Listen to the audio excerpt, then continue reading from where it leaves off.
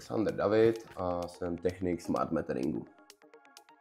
Ta práce obnáší jak jezdění v terénu, osazování hlav, někdy měňování vodoměrů. Mechanický má teda tady to mechanické kolečko, typické, jo. A ultrazvukový, ten funguje digitálně podle zvukových vln. Pak samozřejmě ti administrativní práce na počítači a celkově starání se o ten smart metering. Prostě jsem hledal práci, pak jsem viděl inzerát, pak jsem ho jako zkusil. Práce, je to fajn, že to není furt úplně to samé dokola, že se to furt mísí ta terén z kanceláří, takže v tomhle to je fajn, že je takový variabilní. Je fajn, že tam je nějaká ta volnost, že nejsem prostě danej, prostě tady na jednom místě budu celý den.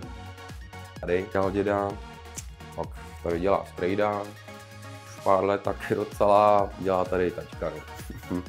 A já jsem teda říkal, že to nikdy v životě dělat nechci, ale nakonec jako jsem se taky nechal přesvědčit, že to není tak špatný.